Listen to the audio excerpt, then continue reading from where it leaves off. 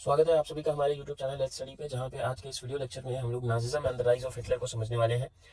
इस वीडियो में हम समझेंगे कि किस तरीके से नाजिज्म की शुरुआत हुई और क्या उसका एंड रिजल्ट रहा। इस वीडियो में हम ये भी जानने की कोशिश करेंगे कि नाजिज्म की जो आइडियोलॉजी थी, जब एक डाउनफॉल उन्हें देखने को मिला तो उनके साथ क्या हुआ। एक स्टोरी यहाँ पे शुरुआत में ही दी गई है, जहाँ पे एक बच्चा है हेलमत, जो कि अपने फादर की कुछ बातों को ओवरहियर करता है, जहाँ पे उसको ये जानने को मिलता है कि उसके फादर, जो कि नाजी आइडियोलॉजी के एक ऑफिसर है और उसमें काम करने वाले लोगों में से एक है, जो कि अब बहुत ज़्यादा डरे हुए हैं और अलाइज पावर का जो एक खौफ है उनके अंदर दिखाई देता है, जहाँ पे अब उनको ये पता है कि हम क्योंकि वर्ल्ड वॉर सेकेंड हार चुके हैं और इस वजह से अब हमें सरेंडर करना होगा, और सरेंडर के बाद हमारे साथ जो होगा वो कहीं ना कहीं हमारे लिए बहुत अच्छा नहीं होगा नाजी आइडियोलॉजी के लोगों के लिए। तो it is better for them that they are going to suicide. और इस सुसाइड के पूरे प्रोसेस में कहीं ना कहीं इन सभी की लाइफ और इनकी फैमिली की लाइफ थोड़ी ट्रॉमेटिक रहेगी। बट हालांकि इन्होंने जो कुछ किया सोसाइटी में वो भी बहुत ज़्यादा सही नहीं था। इस स्टोरी की शुरुआत में आपको दिखाया जाता है कि हिलमत के फादर अपनी फैमिली को लेकर वुड्स में जाते हैं, जंगल में जाते हैं, और वो थोड़ा सा हैप्पी टाइम स्पेंड करते हैं। और उसके कुछ ही टाइम बाद हिलमत को ये न्यूज़ मिलती है कि अब उनके फादर इस दुनिया में नहीं है। ये पूरी स्टोरी जो है आपको ये सिखाती है कि नाजी आइडियोलॉजी एक टाइम पर जो जर्मनी में बहुत ज़्यादा डोमिनेटिंग थी, किस तरीके से उनके जो ऑफिसर्स हैं, उनके जो लोग हैं, अब खुदकुशी कर रहे हैं, अब सुसाइड कर रहे हैं, उस रियलिटी को फेस ना करने की वजह से। उन्होंने बहुत सारे लोगों को मारा, बहुत सारे लोगों की डेथ्स हुई और बहुत सारी चीज़ें। इसमें यह भी दिखाया गया कि जो हिलमत है वो बहुत ज़्यादा ट्रॉमेटाइज हुए और उन्होंने तकरीबन 9 सालों तक अपने घर पे कुछ नहीं खाया, इस डर की वजह से कि कहीं उनकी माँ उन्हें जहर ना दे दे।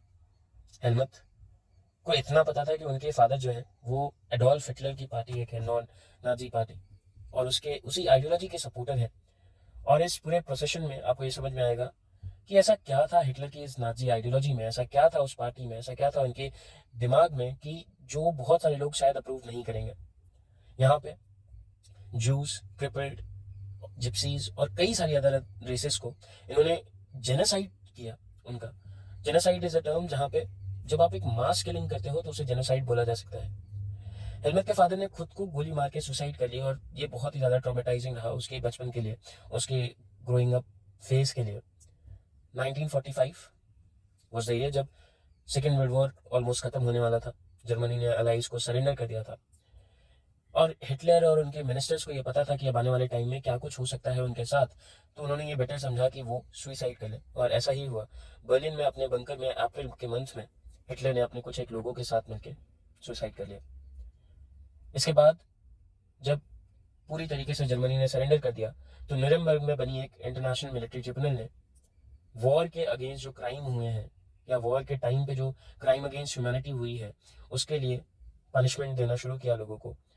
और इसकी वजह से लोगों के बीच में, जो नाजी सपोर्टर्स थे उनके बीच में काफ़ी ज़्यादा डर तक बैठ गया था। सेकेंड वर्ल्ड वॉर में जेनोसाइडल वॉर था जहाँ पे मास किलिंग देखने को मिली, और जर्मनी में तो ये हाल था कि मिलियंस ऑफ पीपल को सिर्फ इसलिए मार दिया गया क्योंकि वो एक आइडियोलॉजी के हिसाब से फिट नहीं बैठते थे कंट्री में। अगर हम बात करें तो यहाँ पे 6 मिलियन ज्यूज की मर्डर हुए थे, 2 lakh people gypsies, 1 million polish civilians, 70,000 Germans जिनको मेंटली और फिजिकली डिसेबल्ड समझा गया। इतने सारे लोगों को सिर्फ इसलिए मार दिया गया क्योंकि नाजी आइडियोलॉजी उनको एक बर्डन मानती थी अपनी कंट्री में। यहाँ पे इस पूरे क्राइम को अगर देखा जाए, इस पूरे जेनोसाइड को अगर समझा जाए, तो ये एक बहुत बड़ी चीज़ है जो कि किसी भी टाइम पे किसी भी इंसान, किसी भी कम्युनिटी के साथ हो सकती है। यहाँ पे न्यूरेमबर्ग जो ट्रिब्यूनल बनी थी उसने सिर्फ और सिर्फ 11 नाजी जो लीडिंग मेंबर्स थे नाजी पार्टी के, नाजी आइडियोलॉजी के, उनको सेंटेंस टू डेथ दिया और साथ ही साथ बहुत सारे लोगों को लाइफ इम्प्रिजनमेंट दिया। बट हालांकि जो ट्रिब्यूनल है यहाँ पे वो इस चीज़ से भी बचेगा कि वो किसी को भी बहुत ज़्यादा हार्श पनिशमेंट दे। कहीं ऐसा ना हो कि उस हार्श पनिशमेंट की वजह से फिर से एक बार हिटलर जैसा कोई इंसान उठ खड़ा हो और वो फिर से एक बार दुनिया को वर्ल्ड वॉर में ढकेल दे। यहाँ पे बहुत ही ज़्यादा सॉफ्ट पनिशमेंट हम एक तरीके से कहेंगे जिन्होंने इस पूरे प्रोसेशन के बाद में उनको मिली। ये पूरा जो प्रोसेस है, ये पूरी जो स्टोरी है, इस पूरी स्टोरी में आपको ये एक्सपीरियंस करना पड़ेगा कि किस तरीके से नाजी जर्मनी, जो फर्स्ट वर्ल्ड वॉर के बाद बिल्कुल कमज़ोर सा दिखाई दे रहा था, वो स्ट्रांग होता है और स्ट्रांग होने के साथ साथ अपने कई सारे लोगों को, अपने ही सिविलियंस को, अपने ही लोगों को मारना शुरू कर देता है। इसके पीछे का क्या स्टोरी रहा ये आगे समझेंगे। पर शुरुआत होती है हमारी इस स्टोरी की, इस चैप्टर की, बर्थ ऑफ वेमर रिपब्लिक से। एक्चुअली में यहाँ पे आपको दिखाया गया है कि वेमर रिपब्लिक क्या है और क्यों और कैसे बनेगी। यहाँ पे जर्मनी जब 20th सेंचुरी की शुरुआत होती है तो वहाँ पे बहुत स्ट्रॉन्ग पोजीशन में था, और फर्स्ट वर्ल्ड वॉर में तो इन्होंने काफ़ी हद तक चैलेंज किया जितने भी अलाइज पावर के मेंबर्स थे, चाहे वो इंग्लैंड हो, फ्रांस हो, रशिया हो। बट इससे पहले मैं आपको एक चीज़ समझा दूँ कि पूरे वर्ल्ड वॉर में दो टीम्स बनी थी, एक तो अलाइज होंगे और एक सेंट्रल होंगे, सेंट्रल पावर के लोग। अब इसमें जो बेसिक डिफरेंस है वो ये कि अलाइज में इंग्लैंड, फ्रांस और रशिया जैसी कंट्रीज रहेंगी, साथ ही साथ सेंट्रल पावर में जर्मनी, ऑस्ट्रो हंगेरियन एम्पायर और इसके साथ में ऑटोमन एम्पायर भी देखने को मिलेगा। ये तीन मेजर कंट्रीज के ग्रुप हैं जो बनाए इन्होंने अपने लिए इस वर्ल्ड वॉर को शुरू करने के लिए। शुरुआत यहाँ से होती है कि ऑस्ट्रिया के एक प्रिंस थे जिनको बाल्कन रीजन में वो थे, और वहाँ पे उनका मर्डर कर दिया जाता है। और जर्मनी ये क्लेम करता है कि ये मर्डर हो ना हो, कहीं ना कहीं इंग्लैंड या फ्रांस जैसी कंट्रीज ने ही कराया है। इन सारी चीज़ों के शुरू होने के बाद जर्मनी ने अटैक किया और फिर ये फर्स्ट वर्ल्ड वॉर शुरू हो गया।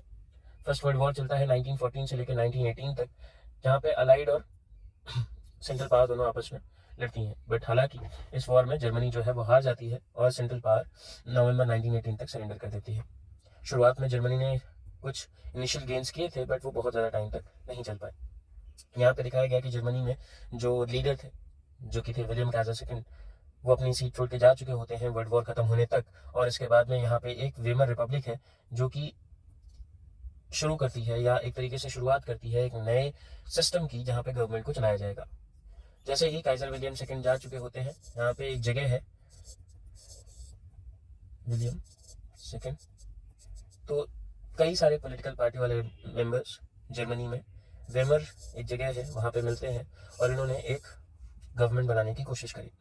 यहाँ पे इस गवर्नमेंट में देखिए कुछ चीज़ें हैं, जैसे कि पहला तो डेमोक्रेटिक और कॉन्स्टिट्यूशन यहाँ पे इनका फीचर होगा। डेमोक्रेटिक गवर्नमेंट बनाई, कॉन्स्टिट्यूशन इन्होंने ऐड किया, साथ ही साथ एक फेडरल स्ट्रक्चर वाली गवर्नमेंट बनाई जहाँ पे ये सेंट्रल, स्टेट, इन दोनों टाइप्स में गवर्नमेंट चलाएंगे। दो अलग अलग लेवल्स पे गवर्नमेंट होंगी और इसके बाद में डिप्यूटीज जो होंगे वो जर्मन पार्लियामेंट और रिक्सटैग के लिए इलेक्ट किए जाएंगे। और यहाँ पे एक और चीज़ देखने को मिलती है कि equal and universal vote cast by all adult including women. तो यहाँ पे वेमेन को भी वोटिंग राइट मिल जाता है, जिन्होंने वेमन रिपब्लिक में अपने मेंबर्स को, अपने लीडर्स को सेंड किया ताकि वो पूरी कंट्री के लिए कुछ लॉज बना सकें, कुछ चीज़ें कर सकें। इस पूरे प्रोसेस में ये समझ में आता है कि जर्मनी ऑटोक्रेसी से अब डेमोक्रेसी की तरफ है। यहाँ पे यूनिवर्सल अडल्ट फ्रेंचाइज है, जहाँ पे वुमेन्स को भी वोटिंग राइट मिला है, जहाँ पे फेडरल स्ट्रक्चर है, और वेमर रिपब्लिक काइंड ऑफ काम करना शुरू कर देता है। अब रही बात आगे कि इस वेमर रिपब्लिक ने ऐसा क्या किया जिसकी वजह से इनको बहुत ज़्यादा क्रिटिसिज्म फेस करने को मिला। रिपब्लिक जो है उसने अपनी कंट्री के जैसे ही शुरुआत हुई इनकी, ये वर्ल्ड वॉर फर्स्ट खत्म ही हुआ था, और उस टाइम पे जो फ्रांस है, इंग्लैंड है, इन्होंने एक ट्रीटी साइन कराई इनसे जिसको बोला जाता है ट्रीटी ऑफ वर्साइल्स। इस ट्रीटी ऑफ वर्साइल्स में प्रॉब्लम यह है कि ये बहुत ज़्यादा ह्यूमिलिएटिंग और हार्श ट्रीटी थी फ्रांस के लिए, फ्रांस की तरफ से जर्मनी के लिए। इस सिटी में आप देखोगे तो यहाँ पे जो 13% कॉलोनीज टेरिटरीज है वो इनसे छीन ली जाती है, 75% आयरन छीन लिया जाता है, और 26% ऑफ कोल जो है वो फ्रांस, पोलैंड, डेनमार्क, लिथुआनिया जैसी कंट्री इनसे ले लेती हैं। अलाइड पावर में एक और डिमांड की गई कि जर्मनी जो है उसको डीमिलिटराइज कर दिया जाए ताकि इनकी पावर आने वाले समय में कमजोर रहे और ये फिर से कभी वॉर जैसी सिचुएशन क्रिएट ना कर सके। वॉर गिल्ट इन पे इम्पोज किया गया जिसकी वजह से इनको 6 बिलियन यूरोस देने होंगे, कंपनसेट करने होंगे उन कंट्रीज को जिनके अगेंस्ट से वॉर लड़ रहे थे। अलाइड आर्मीज ने रिसोर्स रिच एरिया था राइनलैंड का, उसको भी कैप्चर कर लिया 1920s तक। और इसके बाद जो कुछ भी ये ट्रीटी है इसका साइन करने वाले जो लोग थे वो थे वेमर रिपब्लिक के लोग, क्योंकि अब जो राजा है वो भाग चुके हैं, उनको हटा दिया गया है। अब वहाँ पे एक डेमोक्रेटिकली इलेक्टेड गवर्नमेंट है और जैसे ही वो एक गवर्नमेंट बनती है उनको एक ट्रीटी ऑफ वर्साइल्स जैसी ट्रीटी साइन करनी पड़ती है। बट यहाँ पे एक क्वेश्चन और कि ये जो ट्रीटी ऑफ वर्साइल्स है इतनी ज्यादा ह्यूमिलिएटिंग कोई भी देश किसी के भी देश के लिए कैसे कर सकता है। तो यहाँ पे कहानी है 1871 में जो जर्मनी है वहाँ पे यूनिफिकेशन प्रोसेस चल रहा था, और यूनिफिकेशन प्रोसेस के थ्रू उन्होंने फ्रांस से 1871 में एक ट्रीटी की थी। और गेस व्हाट, ये ट्रीटी भी हुई थी ट्रीटी ऑफ वर्साइल्स के नाम से ही, क्योंकि ये भी वर्साइल्स में ही हुई थी। वर्साइल्स में ये जो ट्रीटी हो रही है, इस ट्रीटी में भी एक छोटा सा टर्म था जिसकी वजह से फ्रांस के जो लोग हैं वो बहुत ज़्यादा ह्यूमिलिएटेड फील करेंगे। यहाँ पे जब ट्रीटी ऑफ वर्साइल्स जर्मनी के लोगों ने इम्पोज करी अपना एक नया लीडर बनाने के लिए। बिस्मार्क वहां पे एक मेजर रोल प्ले कर रहे थे इन सभी प्रोसेसेस में। तो उस टाइम पे भी 5 मिलियन फ्रैंक 5 मिलियन फ्रैंक की डिमांड की थी इन जर्मनी के लोगों ने, और वो इसलिए क्योंकि वो मानते थे कि जर्मनी का पैसा फ्रांस ने लिया है और उसको वो वापस करना चाहिए। I guess it is 5 billion mark, ठीक है।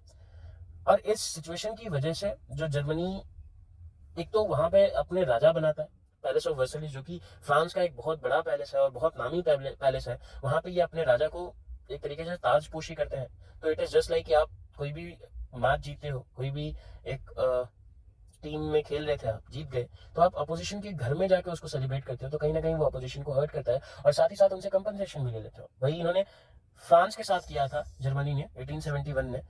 और जैसे ही फ्रांस को मौका मिला उन्होंने भी अपना बदला, एक रेवेंज जो था वो ले लिया।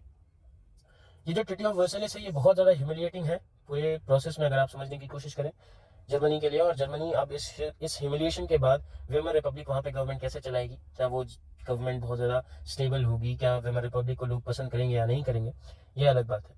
बट इस पूरे प्रोसेस में इतनी बात समझ में आई कि फर्स्ट वर्ल्ड वॉर के बाद एक ट्रीटी हुई जो कि बहुत ज़्यादा ह्यूमिलिएटिंग है, डिस्ग्रेसिंग ट्रीटी है, किसके लिए, जर्मनी के लिए। अब यहाँ से शुरुआत होती है इफेक्ट्स ऑफ वॉर की।